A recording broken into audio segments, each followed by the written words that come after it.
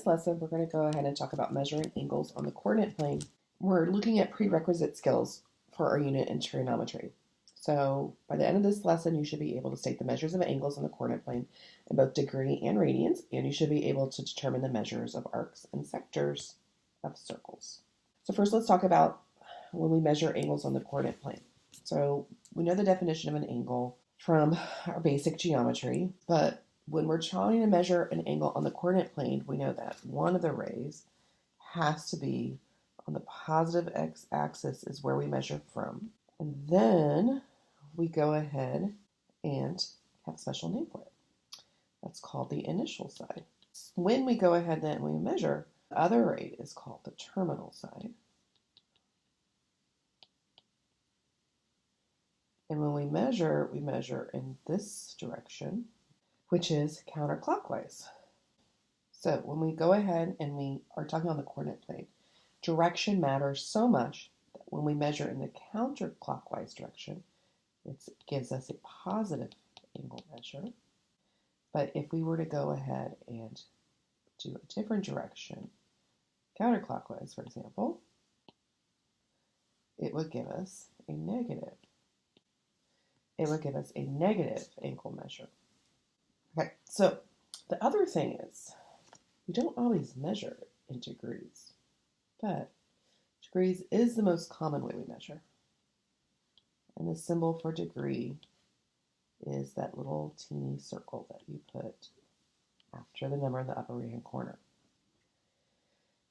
So degree is equivalent to 1/360th of a full rotation. So if we started at our initial side here, and we went ahead and we measured the whole entire way counterclockwise, that would be 360 degrees. We went and we started at the initial side and we went the whole entire way clockwise, however, it would be negative 360 degrees. Okay, now on our coordinate plane, let's go ahead and just add a couple of different things just to make sure we remember. Okay, so if both the initial side and the terminal side are on the x-axis, we measure the degree at 0. 1/4 turn is 90 degrees. Then if we go ahead and we go another 90 degrees, we're at positive 180. And if we go another 90 degrees, we're at positive 270. And then if we go another, now we're at 360.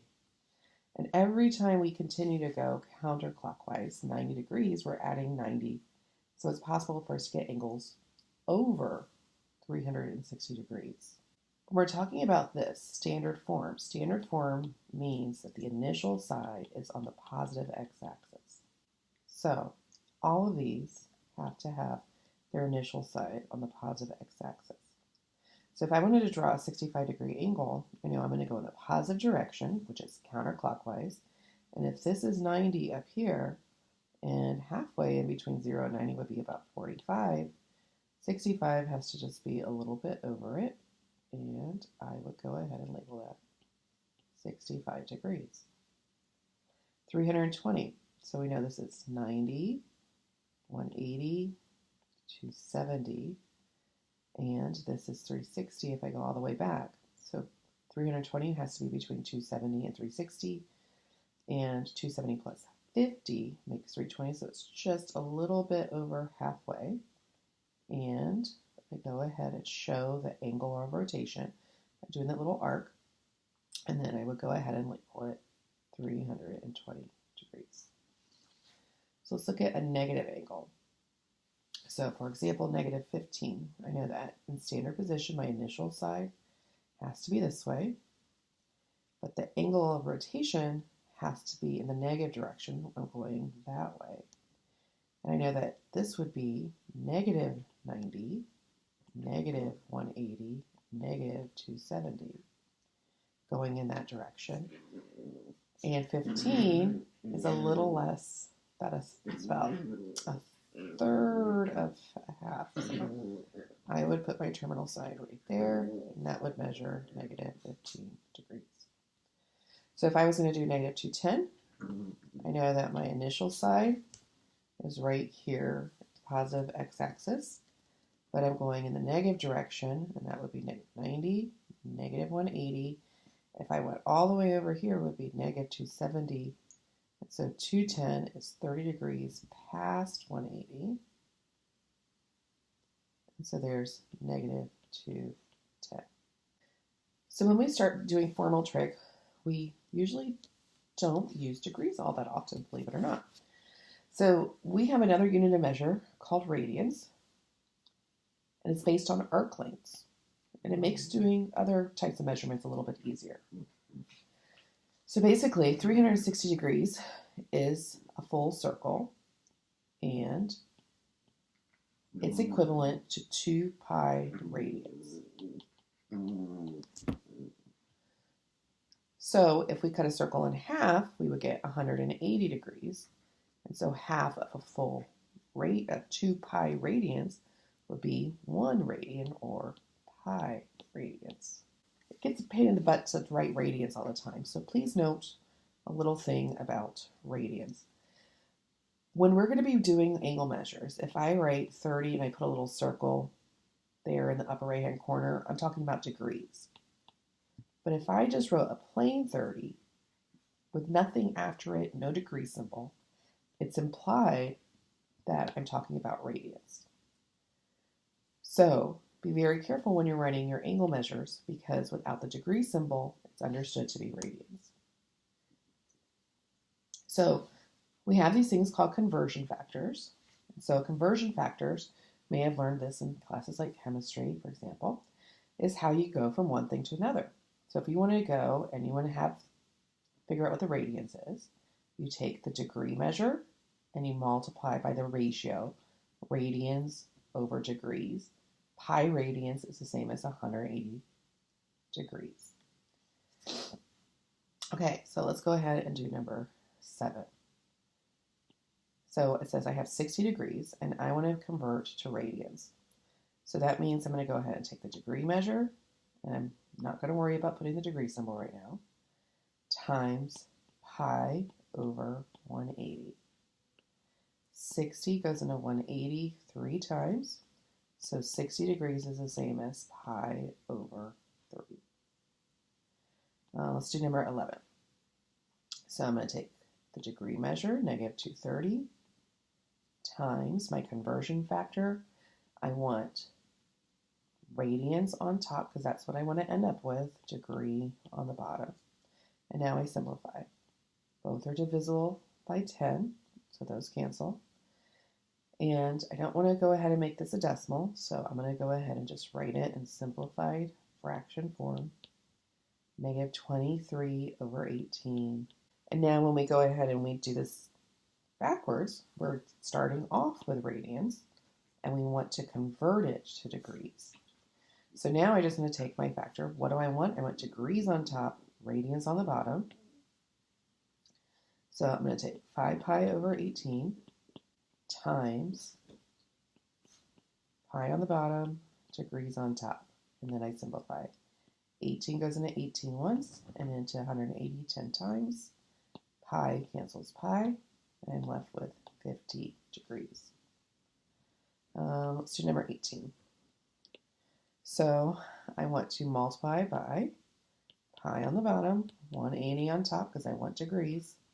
And now I'm going to go ahead and simplify. Pi cancels pi, and then 4 goes into 4 once, and 4 goes into 180 45 times. And so now I'm left with negative 3 times 45, which is negative 135 degrees. So the other thing we got to make sure we understand is something about angles that end up stopping in the same spot. And that's what are called coterminal angles. Terminal means ends, where things are ending, and they're sharing.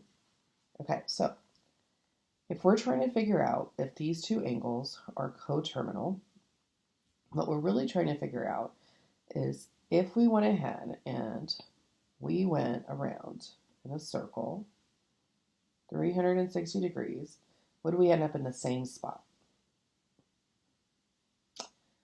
So how we can figure out if they're coterminal is by adding and subtracting the equivalent of one full rotation. So if I have 305 and negative 55, if I add 360 to this one, I get 305 degrees, which just means that if I went ahead and found negative 55 versus 305, they would end up in the same exact spot. So are 30 and negative 170 coterminal? Well, I know that if I went 30 degrees, I would end up right there. And if I went negative 170, I would end up right there. So are they? They're not. And we can go ahead and figure that pretty easily by just adding 360 to get a coterminal angle to negative 170. And then that would give us, so it would give us 190 degrees, which would put us there in quadrant 2. So they definitely are not coterminal angles. So you can think of coterminal angles two ways. You can think of it mathematically by adding and subtracting 360 degrees, or you could think of it geometrically about what are they in the same quadrants and where are they located in those quadrants. So when it's radians, remember that 2 pi is the same as 360 degrees. So if you're going to go ahead and talk about algebraically, are they coterminal? That's how you would do it. So if I add 2 pi here, remember with fractions we need a common denominator, so that means 2 pi is really going to be 8 pi over 4. So 8 pi over 4 is the same as 2 pi. Negative 9 pi plus 8 pi makes negative pi. And I still have a negative angle.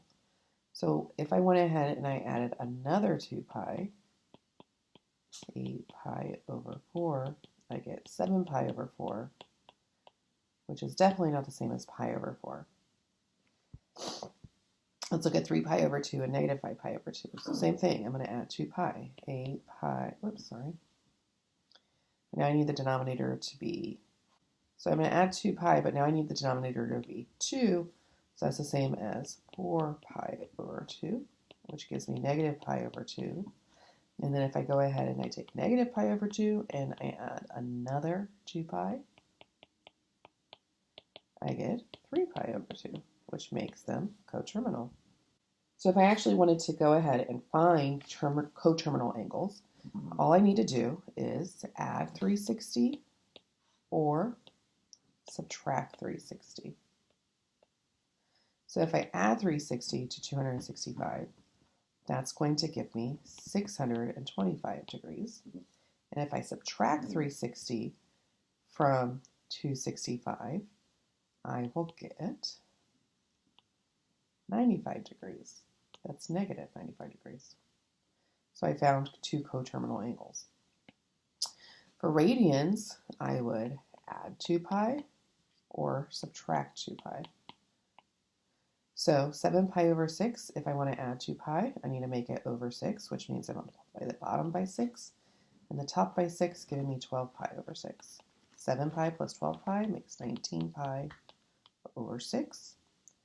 And if I'm going to do the same thing over here, I'm going to go ahead and do 7 pi over 6 minus 12 pi over 6. 7 pi take away 12 pi would give me negative 5 pi over 6.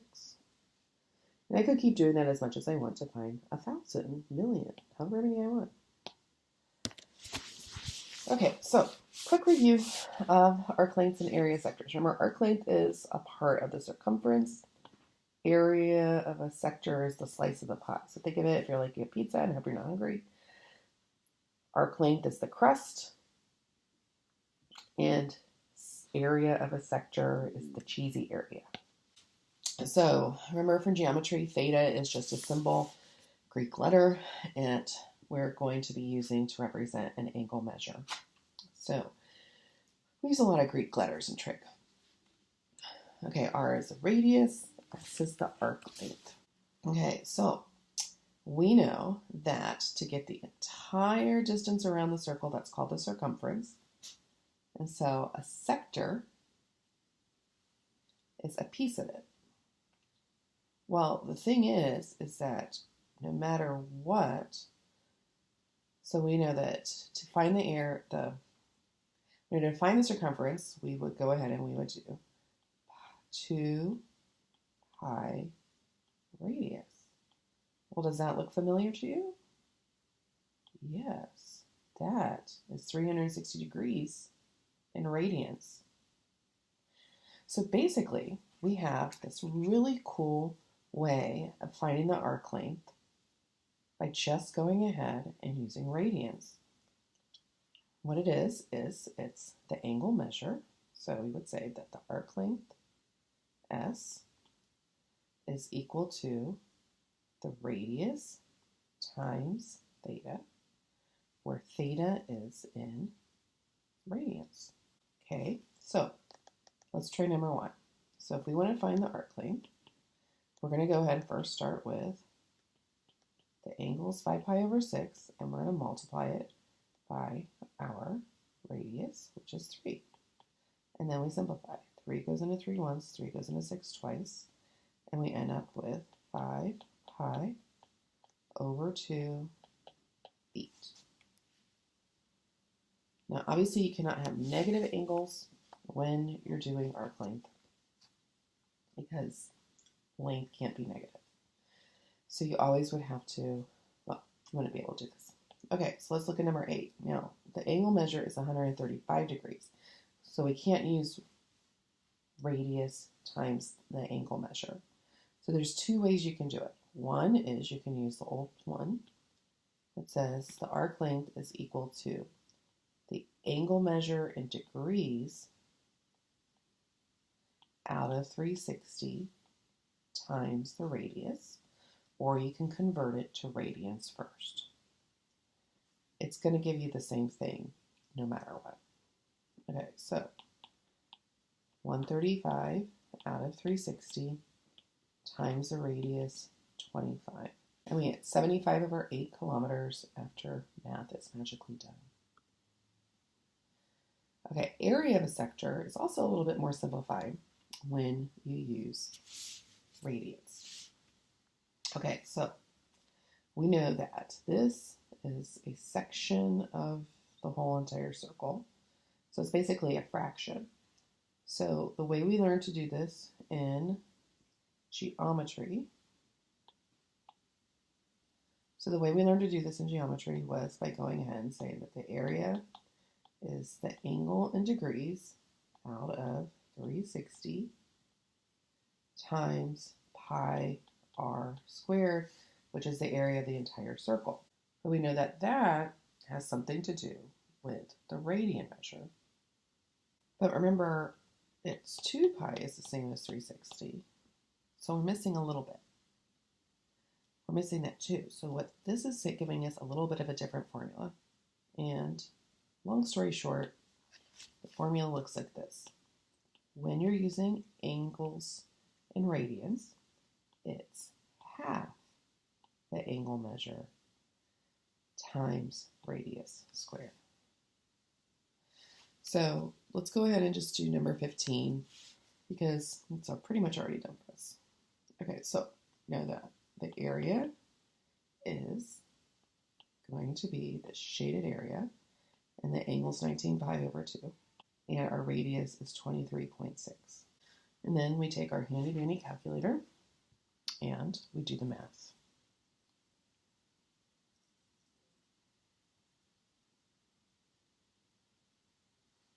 And it gives us a pretty big number, 8,307.1, and then that would be in meters squared.